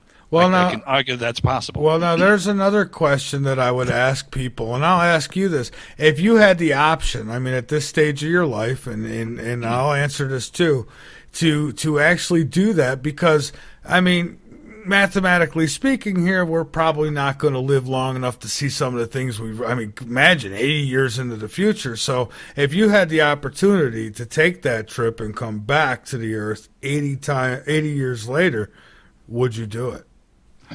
Well, yes, but the first thing I would do is invest some money in something that I knew would grow over time, so that when I came back, I was a multimillionaire. There you go. Yeah, that would work. But yeah, I think I would do it, even though I've got kids and I love my kids very much. I don't know. I might consider something like that, despite the fact that they would probably be dead or really old when I got back here. I don't know. I guess maybe you do it in 5-year increments. Well, you jump ahead in 5 years and live for a while, and everybody you know is still alive, and then you do it again. Maybe instead of just going whole hog and going out for 100 years, just do it in 5-year increments. Oh, I would take that too. And boy, see, now it would be nice if I could come back again, though, because then I would have the scores for the championship games. And yeah, if you could go back in time, you could really get rich. Yeah, that's another reason you can't do it.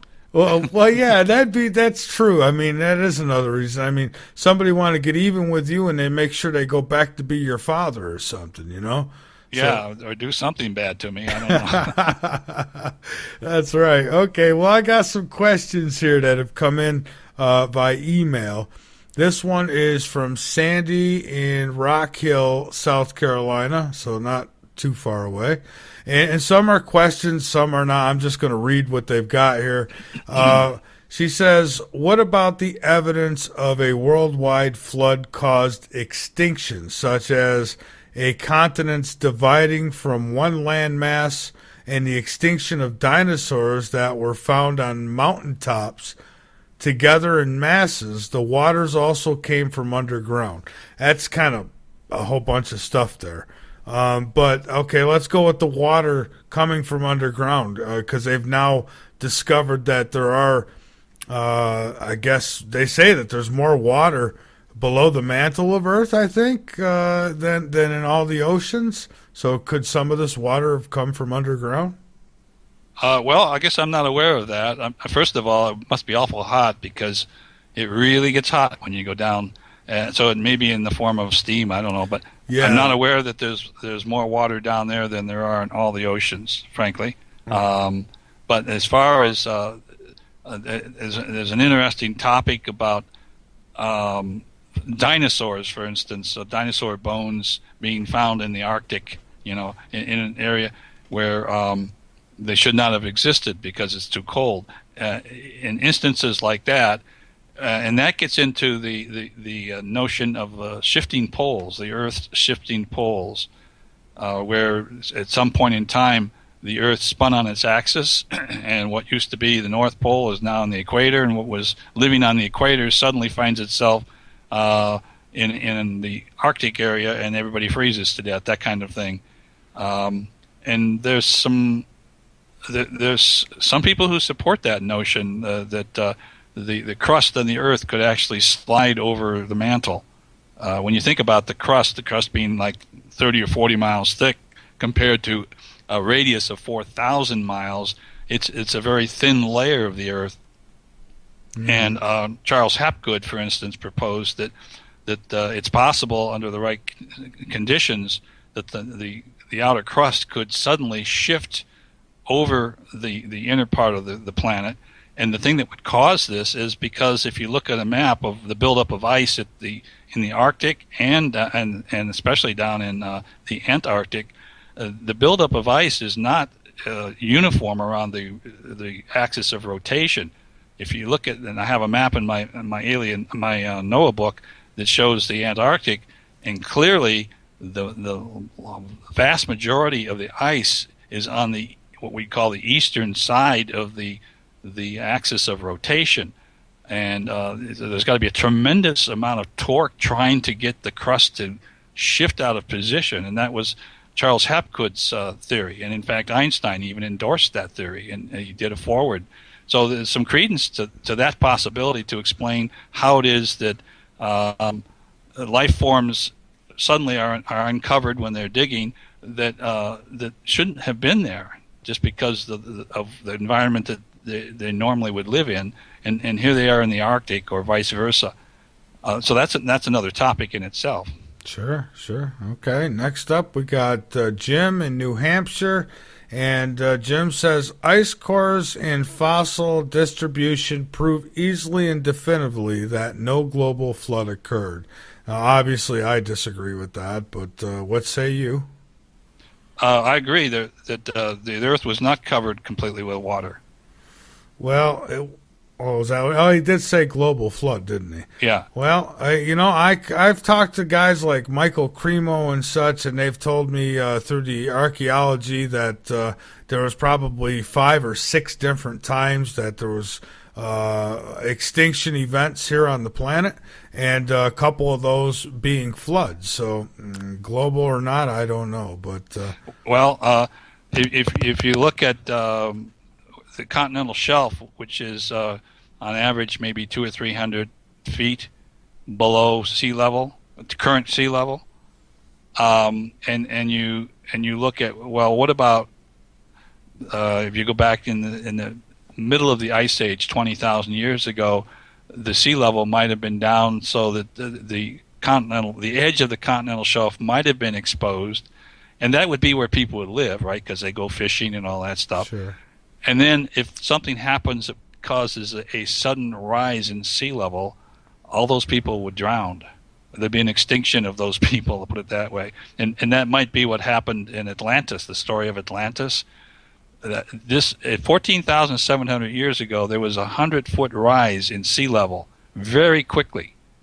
And if you were living on an island, we'll call it Atlantis, and the highest peak on that island was 50 feet above sea level, and this event occurred within a very short period of time, you would find yourself underwater. Now, you would think the island sunk, right? I mean, how would you know? In reality, the water rose.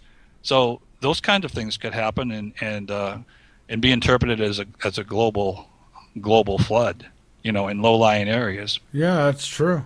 All right, Paul in California, he disagrees with a lot here. He says, Noah's age when died, he was 950. All of the so-called animals on Earth, but no bacteria and viruses. He says thousands of species of insects. Ask your guest how the kangaroo made the 10,000-mile trip to the Middle East. I mean, how did he even know of a kangaroo? So good old Noah and his sons, who has never even built a canoe, done it. He says, I'll just continue here. He says, and in only 100 years, and what's 100 years when you are like 950? He says, thousands and thousands of animals on the boat with 8 novices.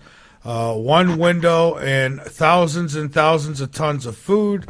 If this was a children's story, even the 5-year-old would know that it's just a story. So basically, he's saying baloney, and he thinks actually that if Noah's Ark did exist, to make a long comment short here, that it was done with DNA and not with animals.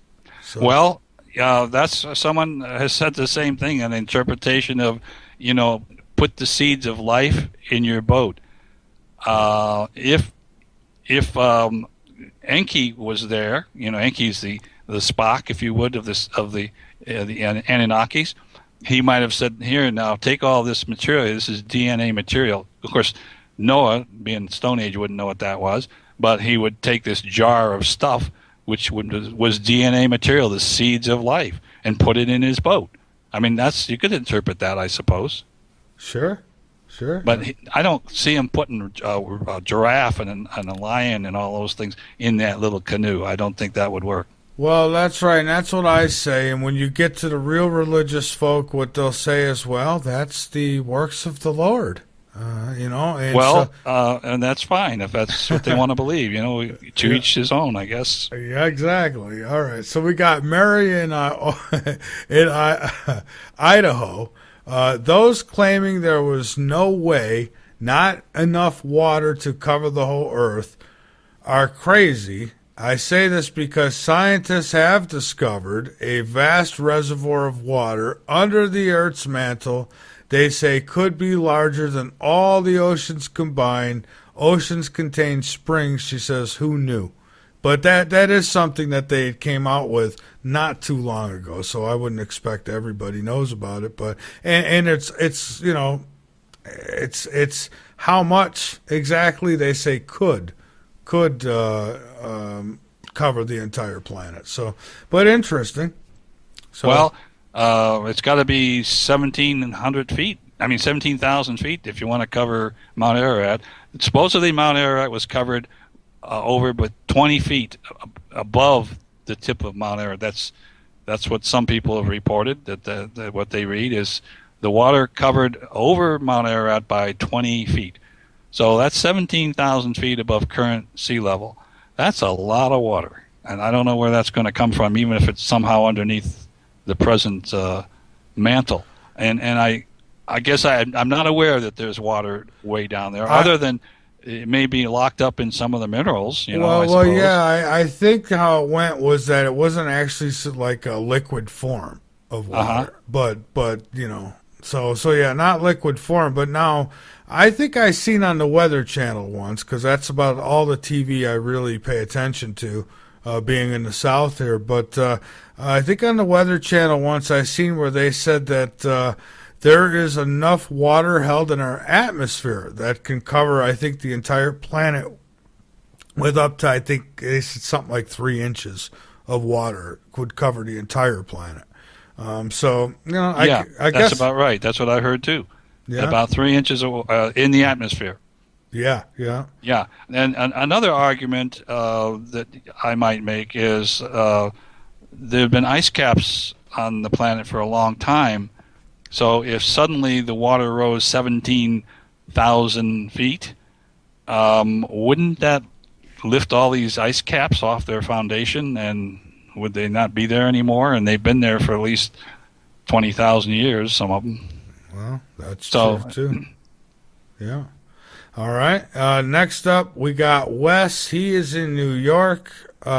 People, I don't know why. Some nights we get so many questions come in from our listeners, and I don't know if they are afraid to call in or if this is just easy. I guess when you go to, like, family gatherings, you see everybody. I mean, you could be in the same room and someone will text you, so I guess.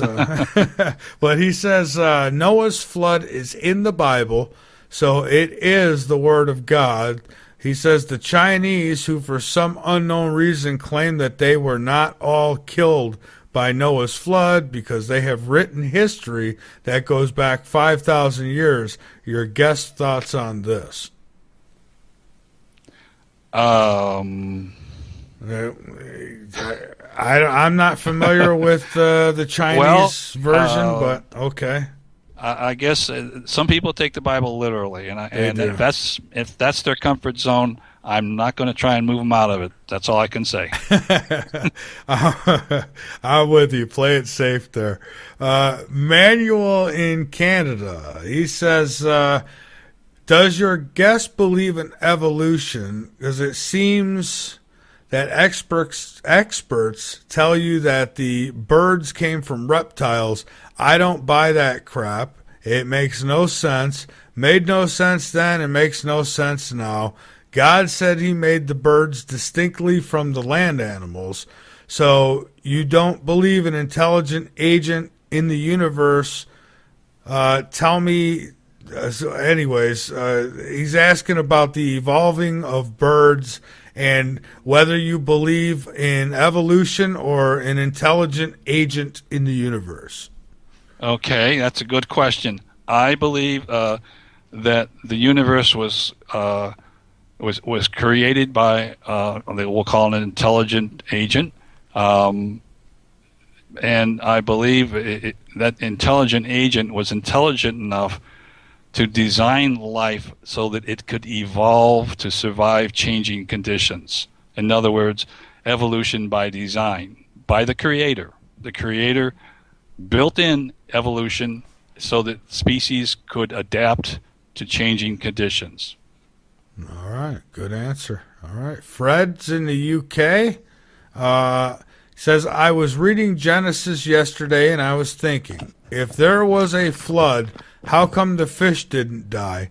He says, I mean, if you made it rain fresh water to 15 cubics above the highest land, it would be like a mile of water. That much fresh water would dilute the salt oceans and kill the fish. Plus, the salt water would mix with the fresh and kill the freshwater fish. So what's your thoughts on that? Well, actually, according to my hypothesis, the Persian Gulf was really a lake in its day and probably had freshwater fish, Fred, because we had fresh water coming from 4 rivers, just as the Bible said. In fact, I show a map of the four rivers described by the Bible that feed into this lake. The lake would have probably had freshwater fish in it. When this mega tsunami comes along, it would have been inundated by salt water. So any animals that could not survive in salt water would have died.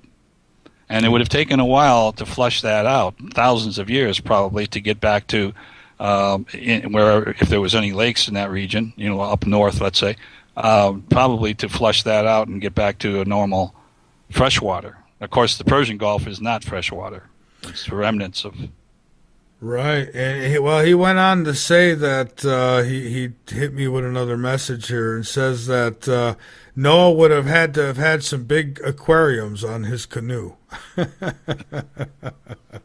Well, yeah, maybe he would have had to have. I think Noah was more interested in surviving himself than saving the fish. I don't know. Well, yeah, I would think so too. I know I would be.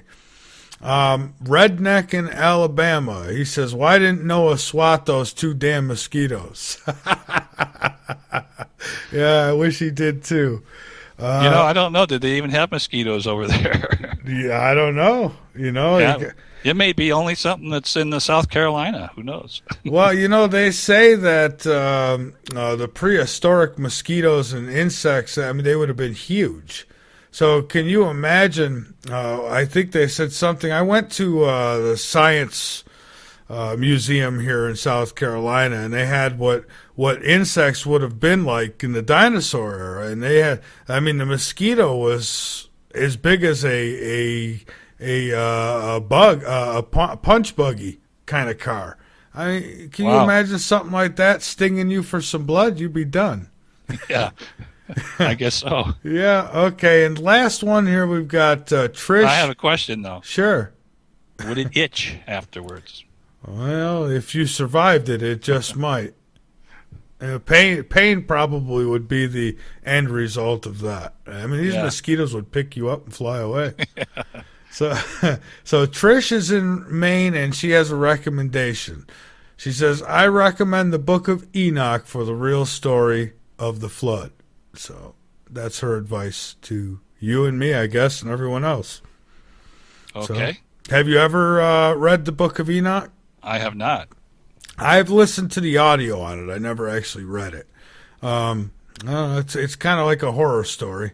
I mean, there's a lot of destruction happening. Well, actually, if you read the Epic of Gilgamesh and Atrahasis, they describe the event itself as kind of terrifying, when it actually happened. So it was not a pleasant thing.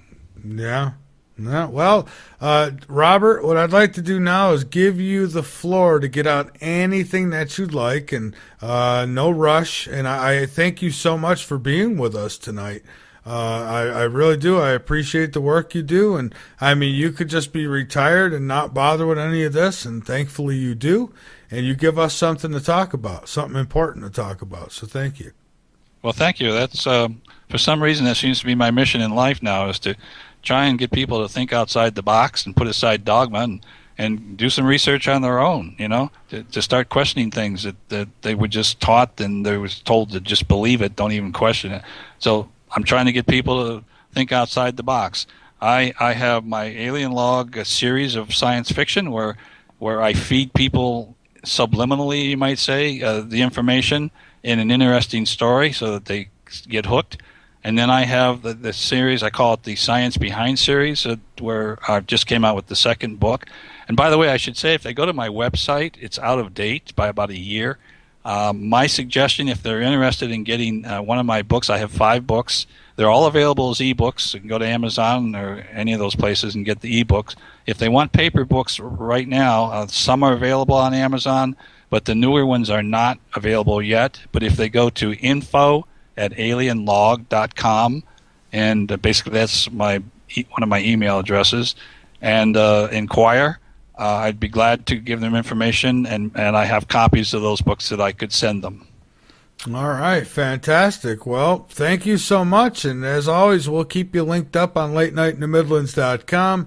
Of course, we'll have your links in with the podcast as well. So thank you very much, and keep in touch. You're pumping them books out. I love it. So thank you.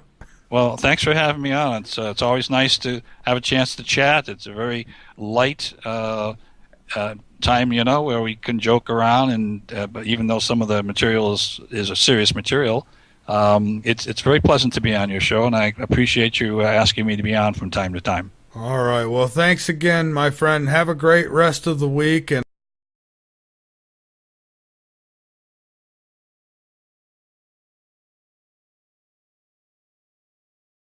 I have an interesting story that captures the audience, and but by the time they're done reading the book, they got the same information they would have had if they went out and bought a book on UFOs.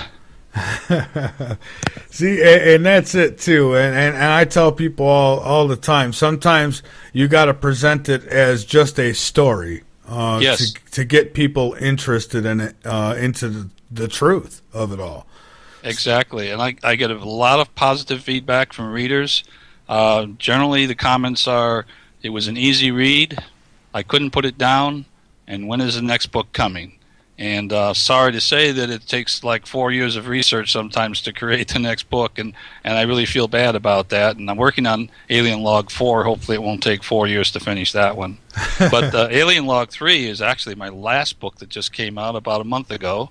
The subtitle is The Dulce Affair. So for those in the audience who are familiar with ufology and the lore, if you will, around Dulce, New Mexico, my characters end up going into that underground base, and fortunately I figured out how to get them out alive. I see. And so, yeah, okay, let's touch on Alien Log 3 a little bit here, because I hear a lot about this underground base, but nobody seems to be able to find an entrance to it. Well, supposedly there are 2 entrances that are well hidden. The main entrance actually is through an underground tunnel, and it's connected. The tunnel runs from Los Alamos laboratory to the underground base, and the whole tunnel is underground.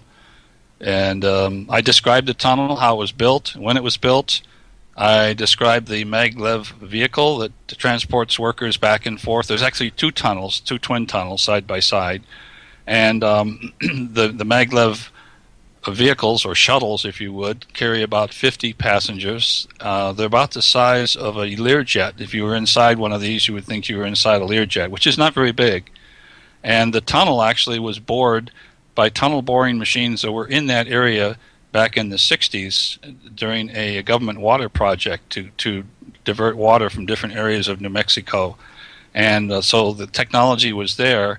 And in my story, the government decided to connect Los Alamos with Dulce by these tunnels, and so they purchased 4 of these tunnel boring machines and began boring over a period of a few years. They started at each end and worked toward each other, and they connected in the middle with an accuracy of about a half an inch. So these tunnels are perfectly straight. You could take a laser beam and shoot from one end to the next over an 87-mile length. And so in reality, they're straight, and the Earth curves over the top of them. You know, they don't follow the curvature of the Earth. They go dead straight.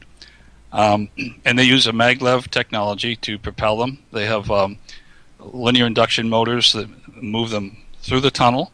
The tunnel is evacuated, by the way, down to a pressure of similar to what you'd have at a 20-mile altitude. So you have like 1% of the air in the tunnel, which cuts down drag by 1%, and the energy required to run these things. They get up to 540 miles an hour in a matter of a few minutes, actually. The acceleration rate is such that you could almost stand up while they accelerate, but not quite. And the whole trip over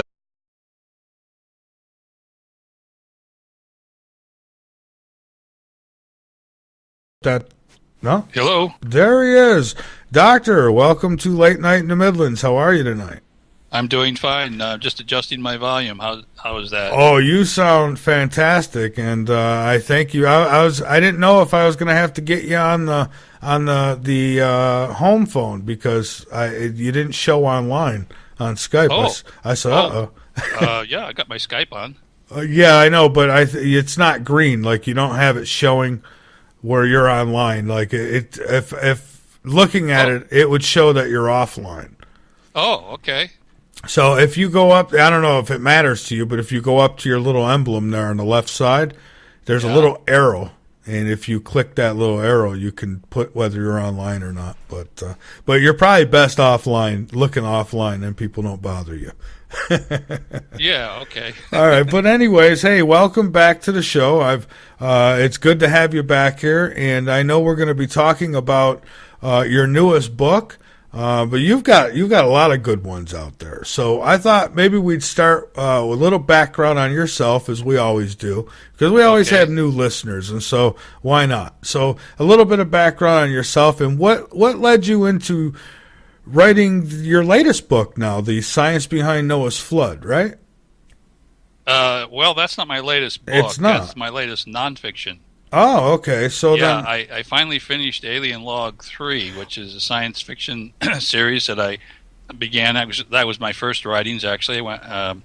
Alien Log, I should say. I started by writing Alien Log, and then Alien Log 2, and then finally, after about 10 years, I did Alien Log 3. So the whole series spans about 10 years of work.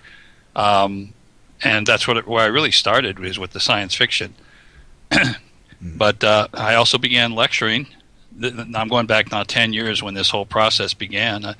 After I retired from Penn State, I began lecturing, and so that was the nonfiction part. My first lecture series was called The Science Behind Alien Encounters, and that was very well received. And after a few years, I thought, well, I should put that into a written format. And so I have a nonfiction book called The Science Behind Alien Encounters. And I have 4 lectures, by the way. The second lecture I have is The Science Behind Noah's Flood. And again, it's been well received, and so I recently put that into book format. And the other 2 lectures that I have The Science Behind Creation of Our Universe Without a Big Bang, and I have one called The Science Behind Gravitational Field Propulsion Key to Interstellar Travel. Those two will become books eventually. Oh. So I do both science fiction and nonfiction. But I started off with science fiction. When I retired from Penn State, I had accumulated a lot of knowledge in regards to UFOs and ETs, and I thought, well, I should share my knowledge, and I was going to write a book about UFOs. But somehow, don't ask me how, I just felt compelled that my audience that I should reach should be lay people, and they would not go into Barnes & Noble and buy a book on UFOs. But they would buy science fiction. So all the information that I was going to put into my book, I give out through the dialogue of my characters. And what I have then is on top of the piano. It had been returned. And it was returned because the aliens now trust them. And this now becomes a way to communicate. The aliens can contact Wendy and Corey when they need them. And indeed they do. And they're told to rendezvous at a certain point, and they do, and a UFO comes and picks them up and takes them up to a secret base, which, and if you read Alien Log 1 and Alien Log 2, you've been there, and you meet Quellen. You would have met Quellen there too, but Wendy meets Quellen. He's the alien for the first time. He's a Nordic type alien, and he is, I don't know, a couple 100,000 years old perhaps. He knows our whole history. He's been here throughout our whole human history, but he needs their help because what he's heard is that there is this faction of aliens working in this underground facility in Dulce, New Mexico, and they're violating one of the rules of the Federation. But he needs proof. And so he's asking Wendy and Corey that when they go there, because he already knows they're going to be asked to go down there. Don't ask me how he knows this. He knows everything. And he asked them to try and get proof. And so this metal plate that's got this etched proof on it is eventually taken out of that base secretly by Wendy and then taken up and given to Quellen. That's kind of the whole story in a nutshell. I see. Yeah. Well, and it leaves the door open because the question was asked at the end, well, okay, so you send this plate off or you somehow teleport it back to the Federation and show that there's proof, and so that the Federation is going to come down and squash the aliens at Dulce and tell them to stop doing that. What if they don't do that? What if they don't stop doing what they're doing? And Quellen says, well, if so, maybe I'll be calling on you again. That was the closing sentence almost in the book. So I left it open for future work for Wendy and Corey in Alien Log 4. I see. Well, but that's the science fiction. Well, yeah, and you know what? It's more true than anything. I mean, I told everybody in the chat, so I'll say it here live. I have corresponded with Gary McKinnon, who, as many of you know, is the guy who from the UK who hacked into NASA's computers. Well, I spoke with him via email. He's very busy, but told me in the future he will give me an interview.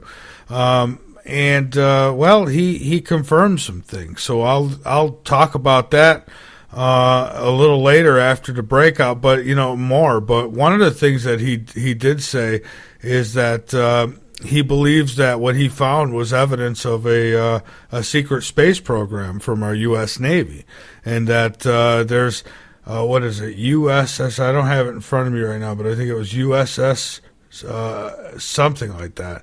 And it's Serpico? Serpico project. Well, it had to do with U.S. spaceships, and that they exist, and it talked about non-human security forces or something along those lines too. Again, I don't have the email opened right in front of me here. I'm just kind of going by memory, but one of the things that he mentioned that really stood out to 87 miles is just about 15 minutes from gate to gate.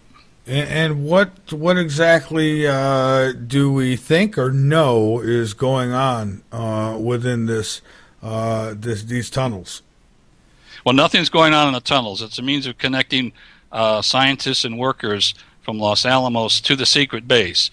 There's like 1,200 people that work in the secret base, And if you had those 1,200 people working in the town of Dulce, New Mexico, it would raise a lot of eyebrows. People would know something's going on.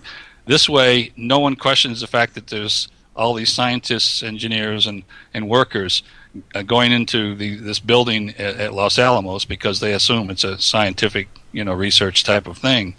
And so these people are transported over to the base. And it's the quickest way to get them there. The cheapest way is this maglev tunnel. But what goes on at Dulce is another question. As the lore has it, there are aliens working with humans, and have been since the 50s and 60s, early 50s and 60s. The site was actually discovered during World War II when they were looking for a place to do the Manhattan Project, and they selected New Mexico because it was basically both far away from the East Coast and the West Coast. They worried about spies and everything, and it was a cavern that was discovered. And when they went in to investigate this cavern, which is the site that they were planning to have this facility housed in, they encountered some aliens that were already there.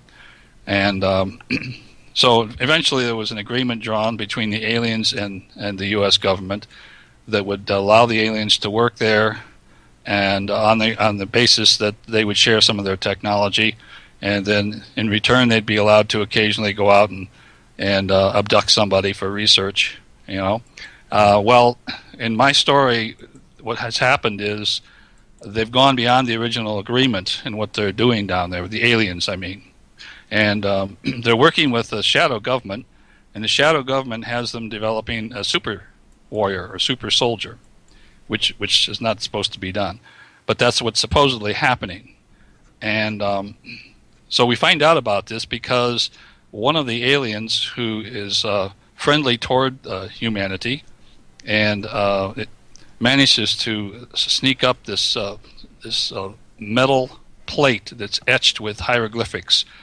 And on this plate is evidence that they're creating this super soldier.